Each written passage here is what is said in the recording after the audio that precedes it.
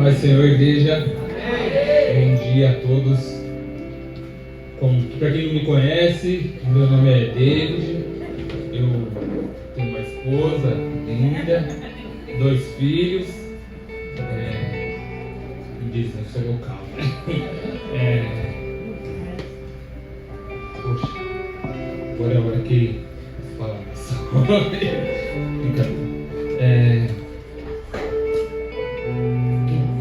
Na verdade, quinta-feira eu tinha marcado compromisso, eu falei que ia vir aqui, só que eu tive uma virose, eu e toda a minha família. E aí sobe a mensagem do Dé, quinta-feira eu não vim, não avisei ninguém que não viria. E sobe a mensagem do Dé, cadê você? Eu vejo aquelas notificações. Aí eu, não avisei, dei bancada, não avisei que eu não ia, mas era um motivo grave, né?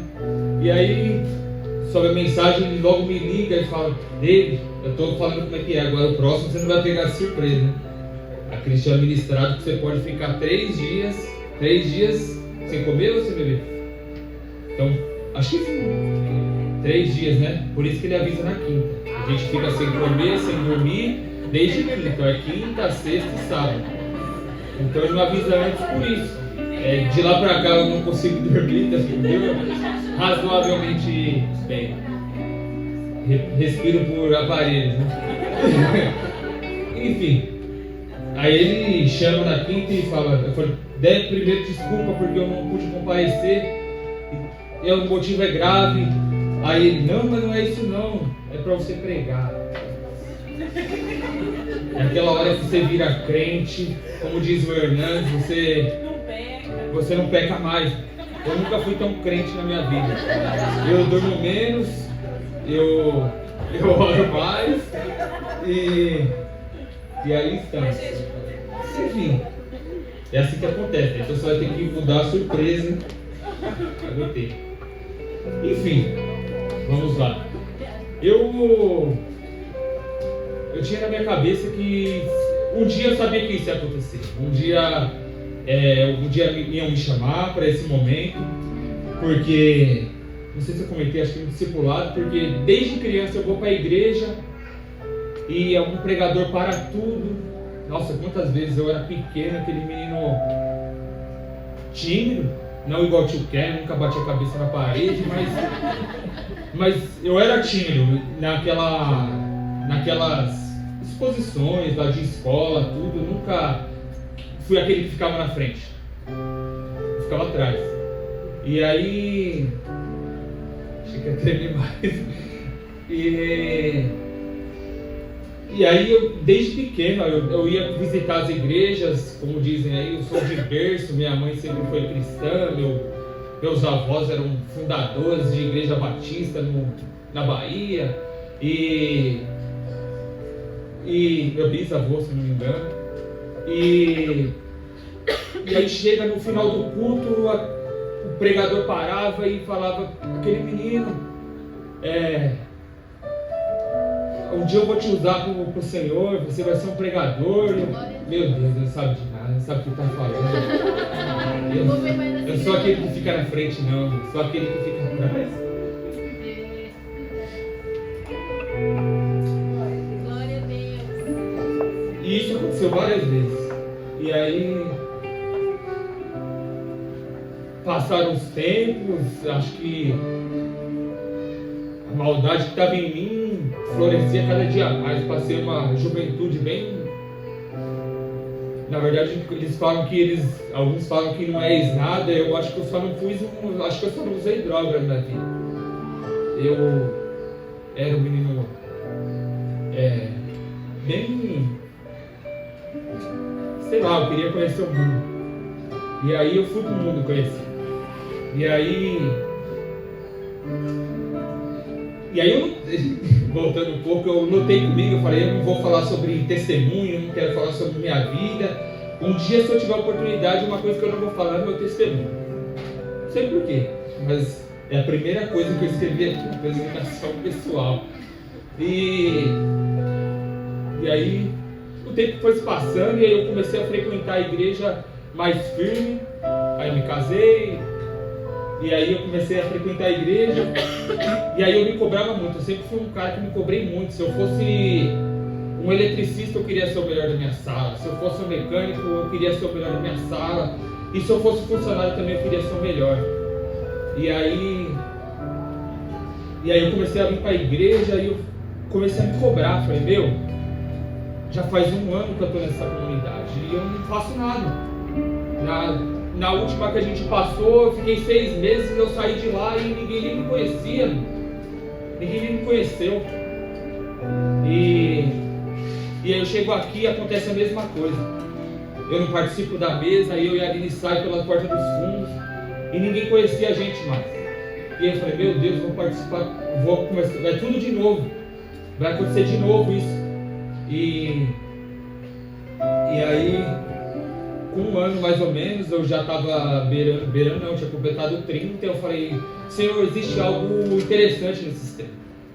Eu conheço um pouquinho da sua palavra e aos 30 anos as coisas acontecem. Jesus começou o ministério dele, Saul virou rei aos 30 e Davi também virou rei aos 30. Eu quero que o Senhor faça algo novo nos 30 meu também.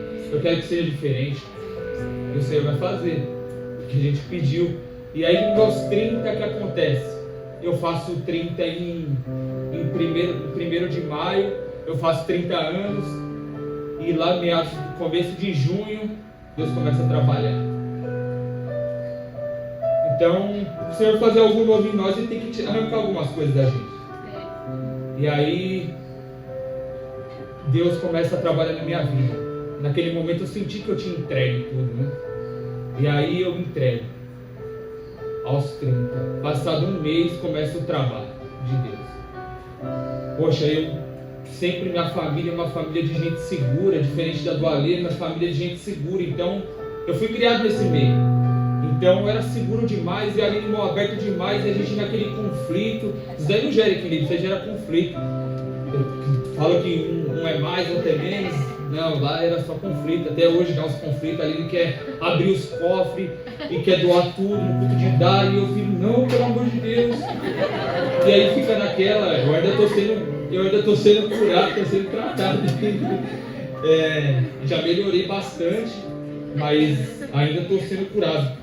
E aí, nos meus 30, eu vou lá, quero dar uma de esperto, vou lá e compro um carro. E aí eu quero economizar 5 mil reais, perco 40 mil. Comprei um carro clonado, não vou me aprofundar nisso, que a maioria dos irmãos já sabe. E aí eu compro um carro clonado e aí bate aquele desespero. Aquela hora que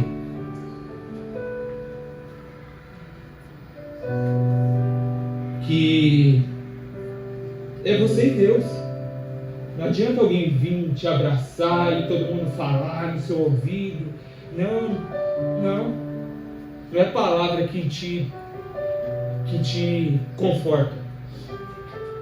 E aí, passado isso, mais impressionante é que no 3º dia eu já estava na frente do culto, a Cris me deu a oportunidade e eu falando aquilo com alegria. Então aquilo gerou um testemunho totalmente diferente. Era pro cara estar triste. Aí eu falei, glória a Deus, né?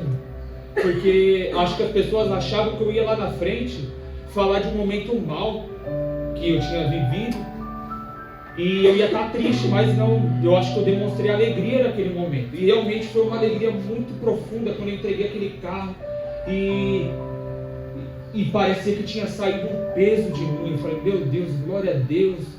Não que eu não tenha sido tentado naquele momento. As pessoas vinham em mim e falavam, mas tem como recuperar? Esse carro está no seguro. Vamos jogar esse carro no rio. Dá tempo de você recuperar. Eu falei, não é assim não. Eu perdi, eu errei, eu tenho que pagar. Eu perdi os 40 e pronto, trabalhar. E aí 500 trabalho. Aí eu, com aquilo no coração, eu falava, é no trabalho que eu vou recorrer e agora o inimigo vai ver, eu vou trabalhar tanto, eu vou comprar um que agora ele vai ver, porque agora eu estou bem, agora eu estou ganhando bem.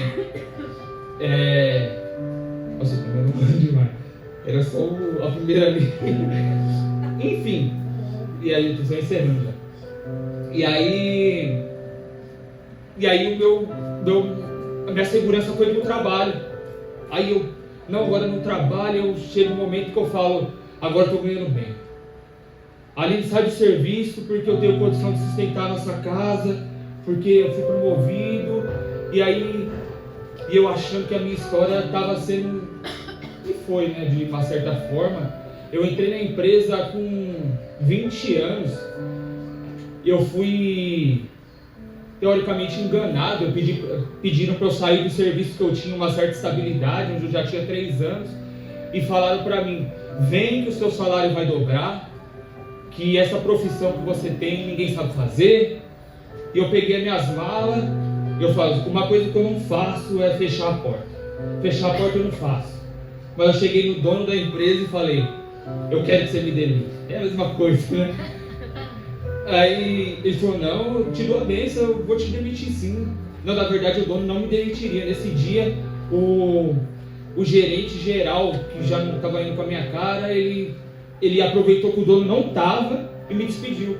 Antes que ele venha e não deixe você ir embora, vaza.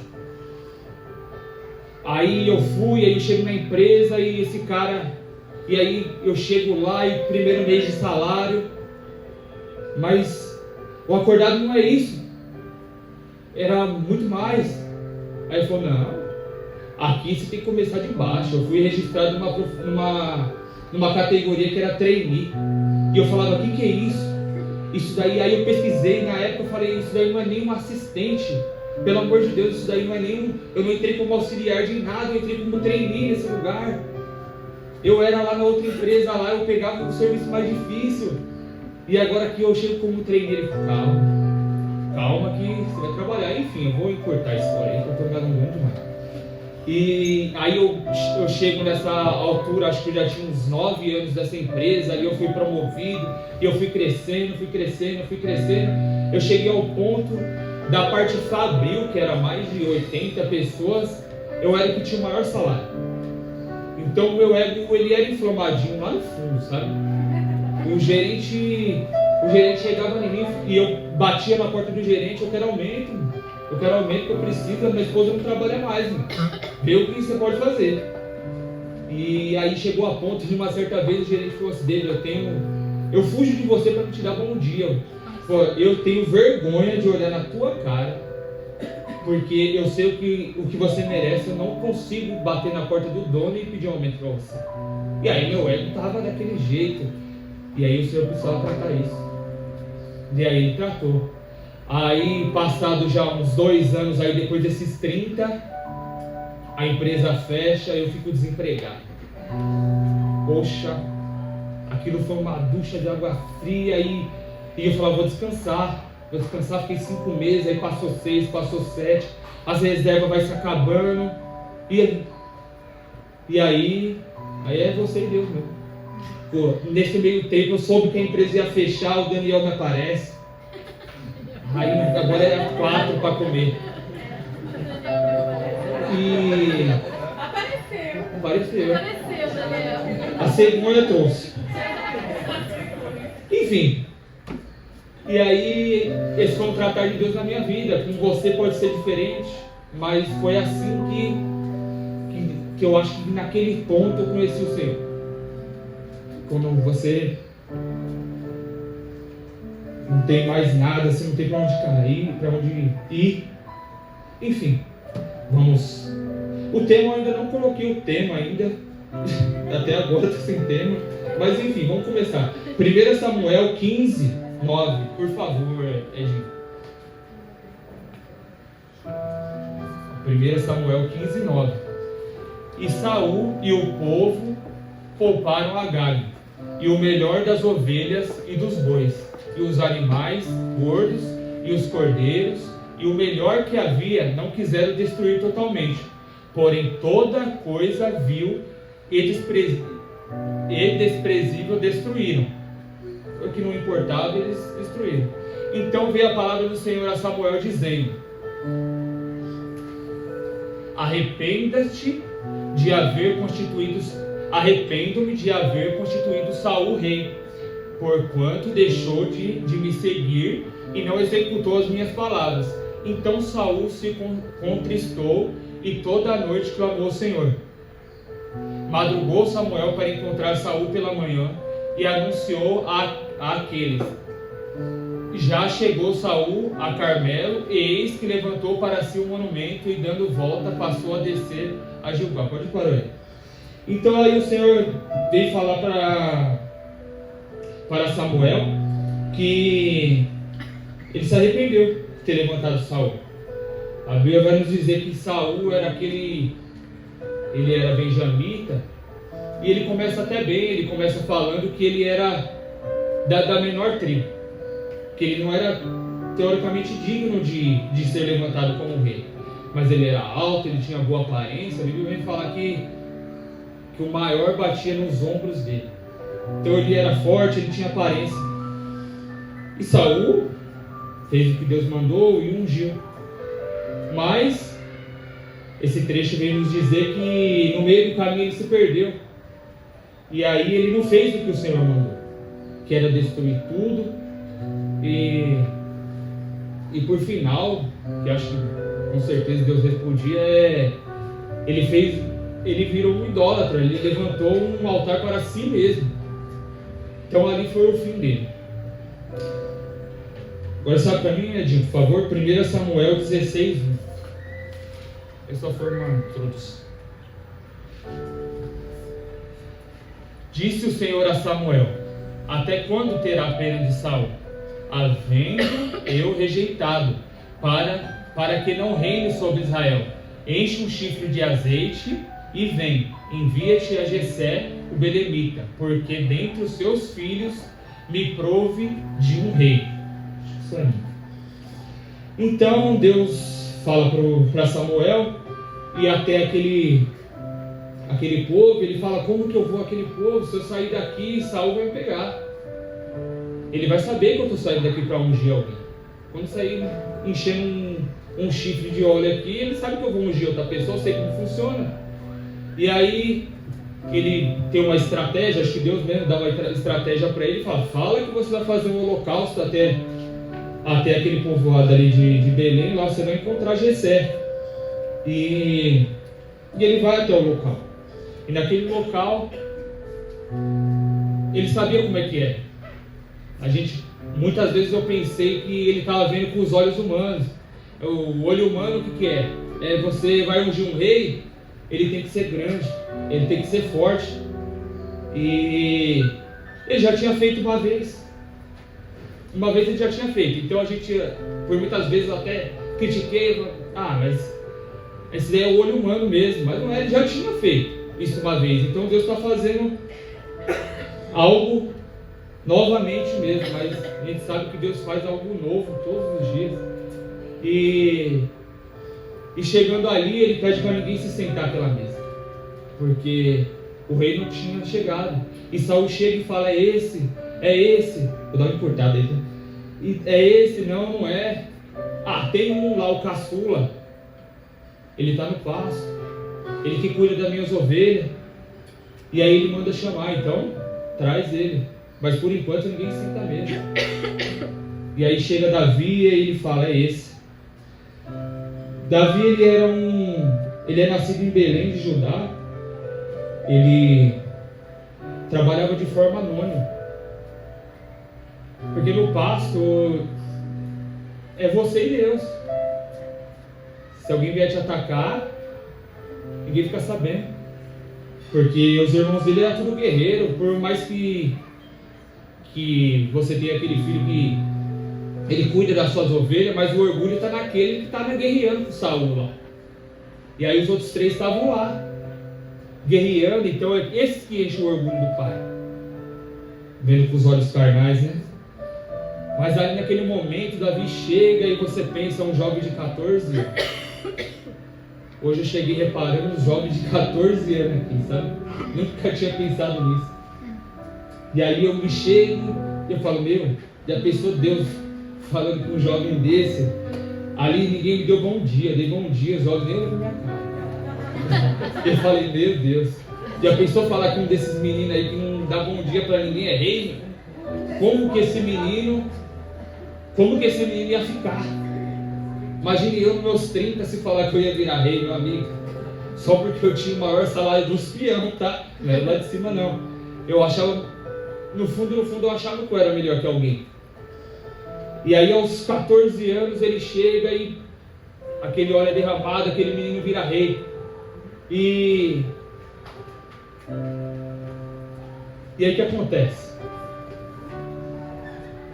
Como é que está o orgulho, como é que está o ego desse menino? Não acontece nada. 14 anos ele continua sendo aquele pastor de ovelha. E aí você fica pensando, e eu puxando na memória, eu falava, quando vai acontecer? Porque desde menino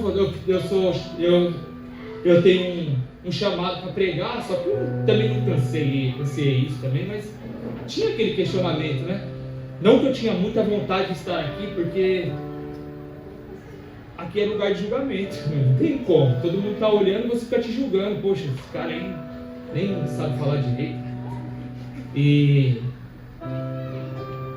aí, aquele menino, o Espírito do Senhor, a palavra diz que o Espírito do Senhor toma conta daquilo. Então dons começam a brotar nele. E aí o que acontece? O espírito maligno, enviado até por Deus, começa a tomar conta de Saul. Por quê? O reinado dele já tinha perdido. Então houve em meio àquele caos, aquele demônio começa a atormentar Saul. Ele falou, chega no seu subordinado e fala, como é que eu me livro disso? Ele fala, para você se livrar disso, eu conheço a solução. Tem um menino que toca harpa,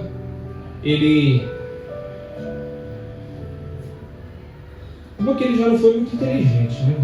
Aqui pra gente, né? Eu conheço um menino que ele toca harpa, ele é guerreiro, ele fala bem, ele tem boa aparência. Meu Deus, se falar isso pra mim, eu quero esse menino longe de mim, cara. Esse cara vai tomar meu reinado, vai tomar minhas mulheres. Ele já não foi inteligente aí. Aí o que acontece? Ele começa a conhecer Davi e conhecer seu coração. E aí aos poucos ele vai introduzindo Davi. E Davi começa a tocar harpa, os espíritos imundos vaza. E Davi continua nessa sua vida, toca a sua harpa e corre para o campo, porque ele não largou o que ele fazia. E ele corre para o campo, ele tem os seus afazeres, ele vem, toca a harpa e o seu pai manda, vai até a guerra lá, vai levar alimento para meus filhos queridos, né? Os guerreiros estão lá, meus 3 guerreiros estão lá, e você está aqui só tocando harpa, vai levar as marmitas. E aí o que acontece? Alguns pregam que o gigante tinha 3 metros de altura. Aquele gigante começa a confrontar aquele povo, mas o gigante não tinha 3 metros, ele tinha 2,90. Nossa, que grandes coisas. Ele tinha 2,90. E assim, enfim, por 40 dias esse gigante, eu vou dar uma corrida aqui porque não é o foco ainda. E aí esse gigante começa a confrontar o povo de Israel e não tem homem nesse lugar. Davi fala, é minha chance. E aí Davi chega até aquele local e fala para Saul, sou eu, ele está me desafiando porque eu sou homem de Deus, um circunciso Davi sabia da aliança que ele tinha com o Senhor. E para quem não sabe, a gente tem uma aliança com o Senhor. E Davi, Saul oferece aquelas, não, eu tenho uma arma aqui, menino, eu preciso de você, né? Quem que vai tocar para mim? Tu leva pelo menos a roupa, leva esse capacete. Davi veste e fala, isso aqui não é para mim, cara. Eu tenho identidade. As roupas que servem para outro não é minha. E aí ele expõe que quando ele estava sozinho, assim como eu estive sozinho, sabe, certa vez um amigo meu me falou, Davi, você é tão inteligente, cara, como você cai num golpe desse? Sabe, naquele momento Sabe, naquele momento que Davi falou, mais pra frente ele vai falar, na hora de me apedrejar, deixa apedrejar. Porque eu sabia que aquilo era tratar de Deus e por mais que poderia não ser boca de Deus, mas na verdade eu fui burro mesmo. Então, beleza. Só que ali naquele pasto, Davi, ele disse que não tinha medo do gigante, que ele sabia quem Deus era na vida dele. O gigante, ele, para quem já tinha matado o leão, para quem já tinha matado o urso, o gigante não colocava medo dele não. E aí naquele momento Saul oferece riquezas, isenção de impostos, a mão da filha, para quem derrubasse aquele gigante. Davi vai, separa 5 pedras e lança na testa do gigante, falando que vinha em nome do Senhor. O gigante cai, ele corta a cabeça do gigante, a maioria da gente conhece essa história. Mas por que as 5 pedras, né? As 5 pedras, pelo menos nos dizer, os pregadores dizem por aí, né, que Saul tinha mais 4 irmãos. Então naquele momento ele só queria mostrar para os irmãos dele. Com uma eu derrubei seu irmão. Se vier mais 4, ele tem mais 4 pedras também. Vai derrubar vocês também. E aí, não fazendo o prometido, Davi, a Saul, ao invés de dar riquezas e tudo mais, começa a perseguir Davi. Persegue, agora ele quer matar Davi. Porque ele sabia que naquele menino havia um chamado.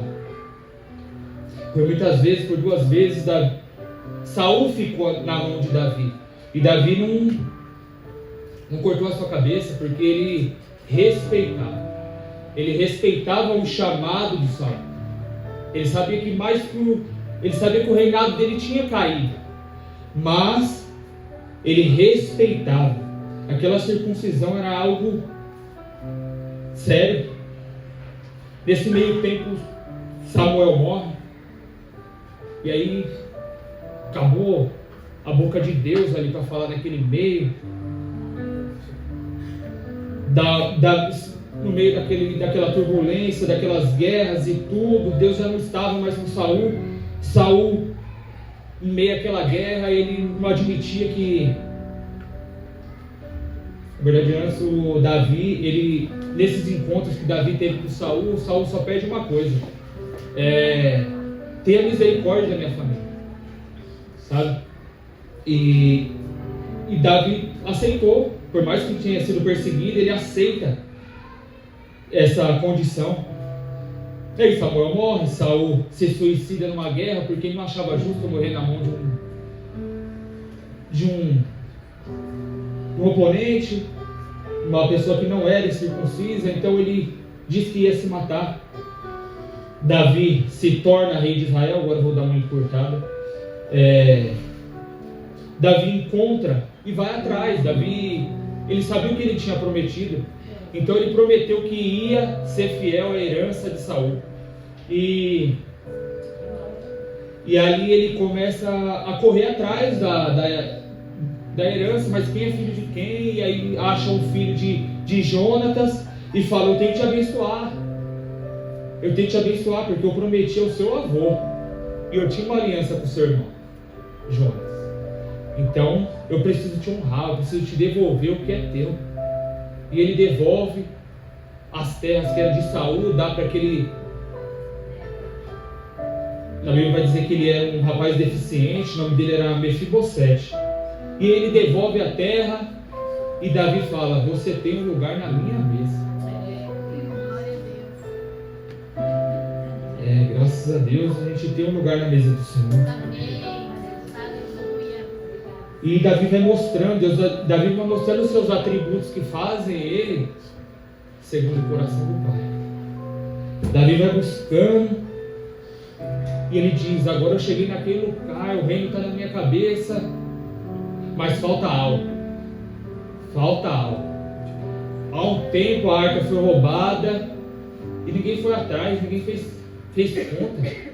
Aquela arca ela ia na frente da guerra e a guerra era infalível. A gente só perdeu aquela guerra ali Porque os filisteus só roubaram essa arca porque eles começaram a achar que quem ganhava a guerra era a arca. A idolatria foi para a arca, não foi para o Senhor. Então Deus permitiu que a arca fosse roubada. E aí Davi vai atrás dessa arca, e no meio daquele caminho ele acha essa arca, e no caminho muitas coisas acontecem. Um dos sacerdotes eles colocam essa arca em carroça, essa carroça cai, a maioria da gente já conhece essa palavra. Uzá tenta segurar, é consumido, e aí Davi fica entristecido com aquilo, deixa aquela arca ali 3 meses na casa de Obed-Edom. Quando ele vai visitar de novo, o que aconteceu? A vida de Obed-Edom mudou, porque onde tem a presença do Senhor, ali a história muda. E aí o que acontece? Davi começa a trazer a arca, e essa arca é de forma diferente. Ele vem trazendo agora essa arca com choro, com holocaustos, a cada 16 passos. Eu acho que isso quer dizer 16 quilômetros, eles param para fazer aquele holocausto, que até então era um momento de adoração. E eles sacrificam, e Deus provavelmente se agradando de tudo isso. E aí me chega o momento em que chega naquela cidade, aquela festa, não mais o ídolo do povo apareceu, mas o Senhor estava de volta. E aí o que acontece? A sua esposa, que era filha de Saul, Mical, repreende ele no coração e me chama a atenção de Davi. Como que você tira a roupa na frente desses seus servos? Você não tem respeito, você não tem reverência. E aí ele diz que, deixa eu ler aqui: ao Senhor celebrarei e me rebaixarei ainda mais, e me humilharei perante os meus olhos. E aí ele responde dessa forma para ela, que na presença do Senhor é aí que ele vai se humilhar mesmo. E aí passaram isso aí, isso a gente só vê glória.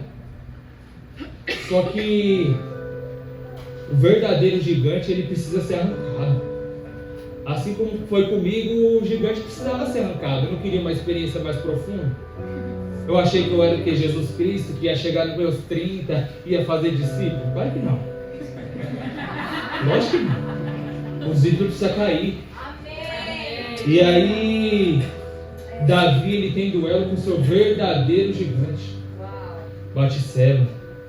Ele vê aquela mulher, e aí ele começa a planejar um plano diabólico, que era tentar fazer o marido assumir um filho que não era dele, que na verdade era de Davi.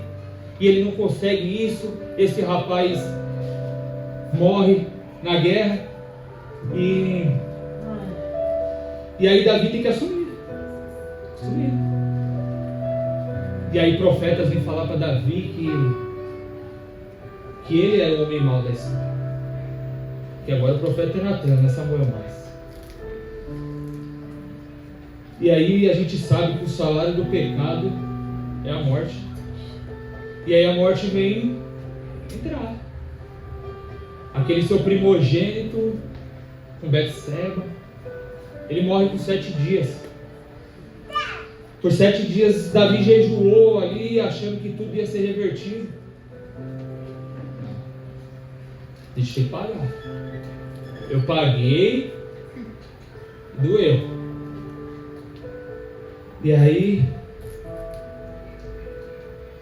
coloquei que o pecado, ele traz muitas consequências. Por fim, isso que acontece, a maldade entra no meio dele. O que era só glória, o pecado entrou. E aonde há algo de ruim, de uma mesma fonte não sai água doce, não sai água salgada, doce. E aí o Espírito do Senhor provavelmente se afasta dele, e aí a coisa ruim começa a entrar. o filho quer tomar seu reinado e o seu filho estupra a sua filha e algo tremendo começa a acontecer no meio dele, a casa caiu. Por fim,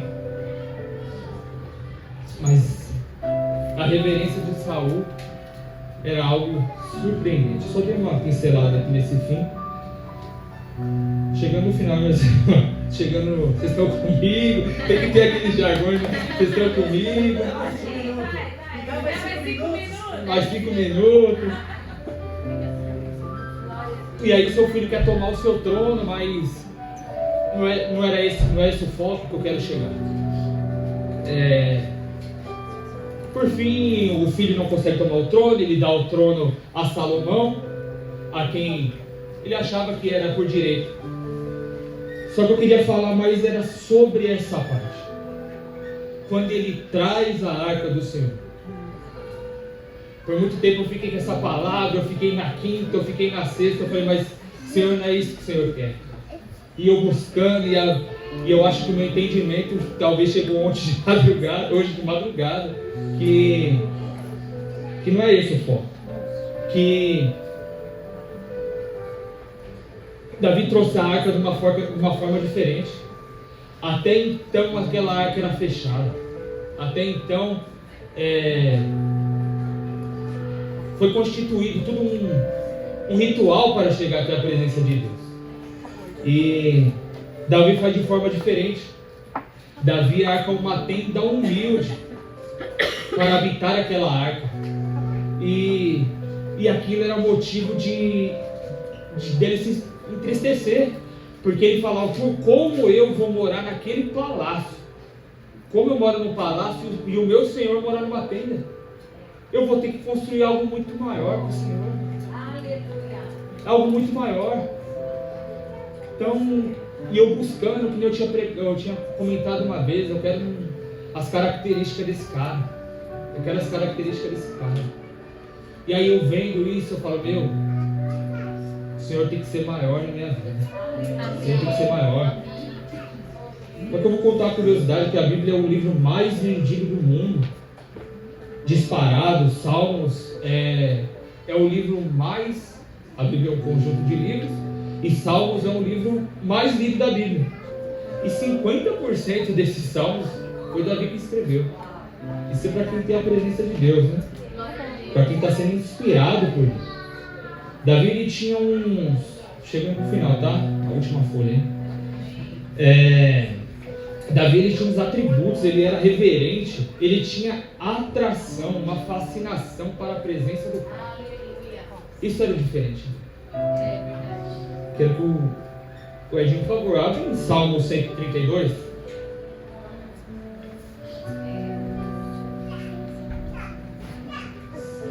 Desculpa, Salmo 132, 3. Não entrarei na tenda em que moro, nem submeterei ao leito de repouso, não darei sono aos meus olhos, nem repouso às minhas pálpebras, até que eu entregue um lugar para o Senhor, para a morada do Todo-Poderoso de Jacó. Davi está querendo dizer, eu não vou me contentar, enquanto eu não construir algo maior para o Senhor. É um palácio maior, é um trono maior que Ele merece. Eu não vou descansar. Salmo 27, 4, por favor, Edinho. Uma coisa peço ao Senhor e a buscarei, que eu possa morar na casa do Senhor todos os dias da minha vida, para contemplar a beleza do Senhor e meditar no seu templo. Meu Deus. Davi, basicamente, ele está querendo dizer, eu não descansarei. Só que ali ele é repreendido pelo Senhor, e o Senhor fala para ele, mas dizer que não vai ser ele que vai construir, é o filho dele. As mãos dele já estão cobertas de sangue demais. Se era um negócio tão precioso assim, se era um negócio tão santo assim, não era Davi que ia construir, mas Davi fez o projeto. Então, por mais que não vai ser a gente que vai fazer, não vai ser eu que vou fazer, para a minha geração eu posso gerar o recurso. Eu posso gerar o recurso, eu posso gerar o projeto.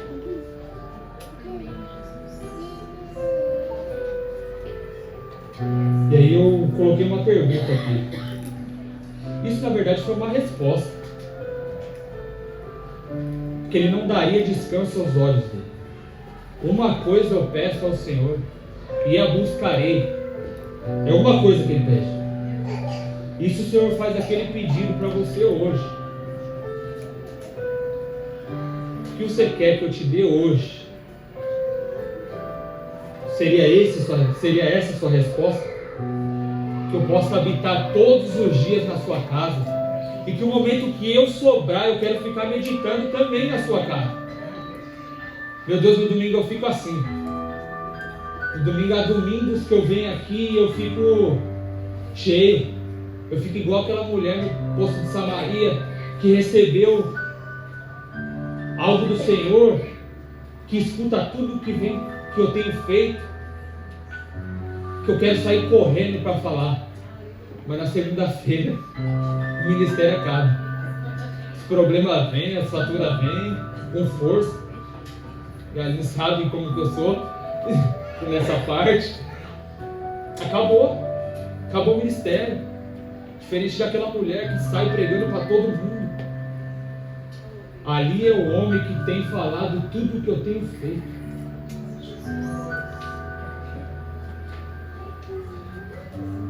Estou chegando agora no final de verdade. Atos 15, 16.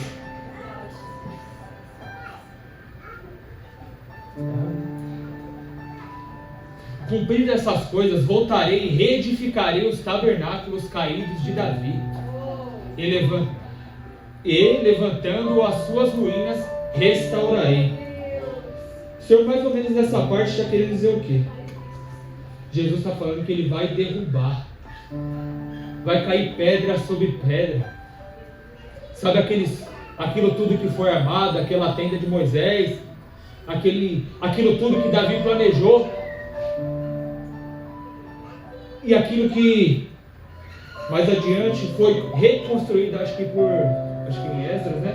Fala sobre a reconstrução. E Deus está falando o que nessa passagem? Eu estou com saudade. Não é dos tempos que a gente tinha até ontem que caiu.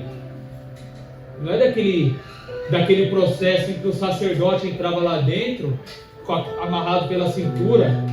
Eu estou com saudade daquele formato que Davi criou. Aquele formato de adoração, enquanto nós estávamos em volta daquela tenda simples, que ele mesmo não achou bom. Jesus está falando, eu estou com saudade daquela tenda que Davi colocou os levitas em volta para me adorar dia e noite, noite e dia. É disso que eu tenho saudade. E aí aonde entra Jesus Cristo, Ele não podia falar, porque se você perguntar hoje em Israel quem foi o maior rei de todos os tempos, os israelitas vão falar, certamente, Davi. Esse foi o maior, porque Jesus falou, eu vim para os meus e os meus não me aceitaram. Eles não aceitaram que o Rei dos Reis, o Senhor dos Senhores, agora ele tinha vindo em carne.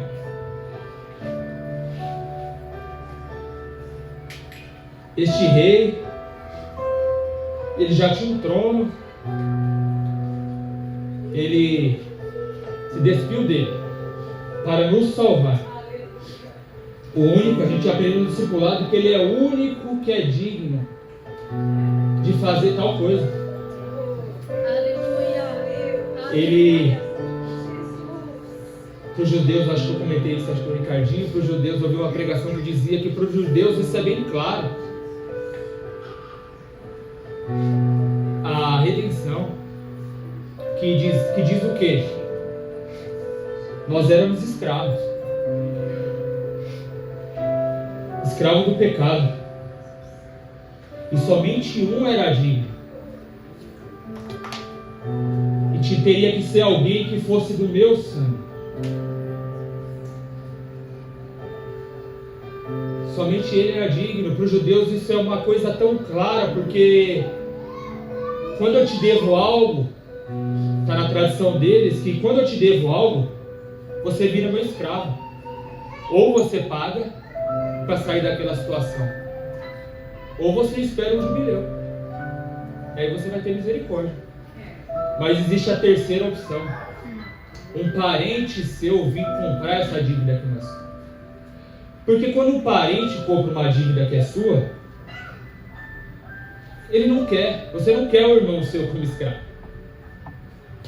Eu nunca pensei em ter o irmão como escravo.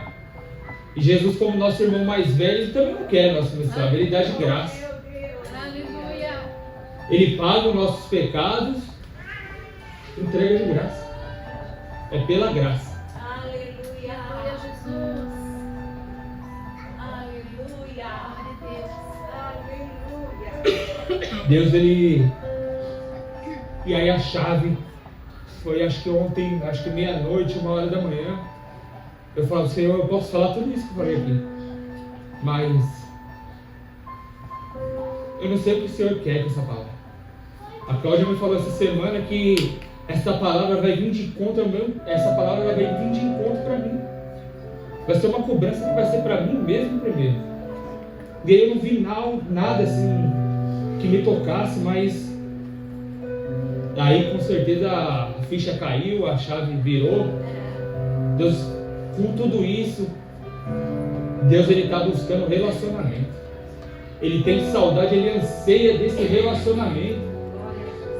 Ele veio nos dizer que ele está com saudade daquele momento em que a gente adorava ele, em que a gente colocava ele à frente e ganhava todas as batalhas. Eu tenho certeza que Deus ansiava mais esse relacionamento do que o próprio Davi ansiava. E aí ele manda o seu filho obedece como Davi, obediente, fala, comigo mesmo. Vai doer? Vai. Mas diferente de Davi, ele não pecou. Ele fez tudo com excelência, para dizer que ele é maior que Davi. Aleluia. E ele não quer mais tenda. Ele diz que o véu se rasgou, sabe? Eu creio que naquele momento que ele diz que ele sente saudade daquela tenda de Davi, ele falou, vou fazer melhor. Eu vou rasgar essa tenda. Agora a adoração vai ser direta comigo.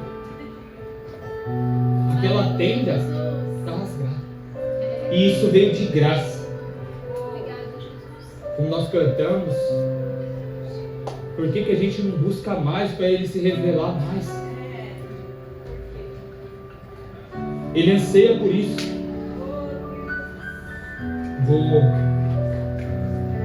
finalizar, eu vou pedir para o Edinho abrir em Jeremias 33:3.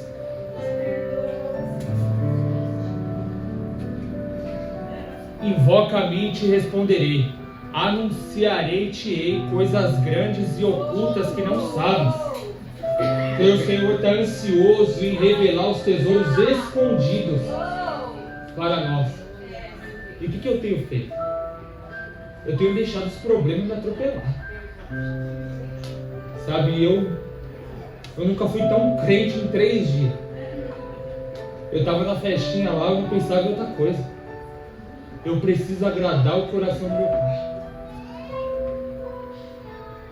Eu não sou melhor do que ninguém, mas certa vez, acho que faz praticamente 10 anos, eu fui em um acampamento e ao final foi o batismo, eu batizei naquele local. Mas antes disso teve uma pregação que a gente poderia fazer um pedido para o Senhor. Meu Deus. E eu, naquele momento, tinha acabado de ser batizado pelo Espírito Santo, eu estava cheio de fogo. Falei, e a carne cantava, agora eu vou querer um carro, eu vou querer não.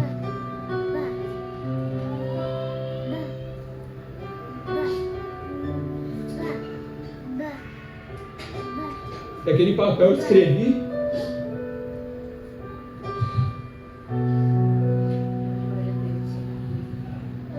que os meus amigos fossem ganhos para o Senhor, assim como Ele tinha me ganhado. O Senhor tem feito isso no tempo dele, como Ele trabalhou no tempo dele na minha vida. Trouxeram alguns amigos para cá já, mas os nomes que eu coloquei lá Ele não trouxe. Mas Ele vai trazer. Amém.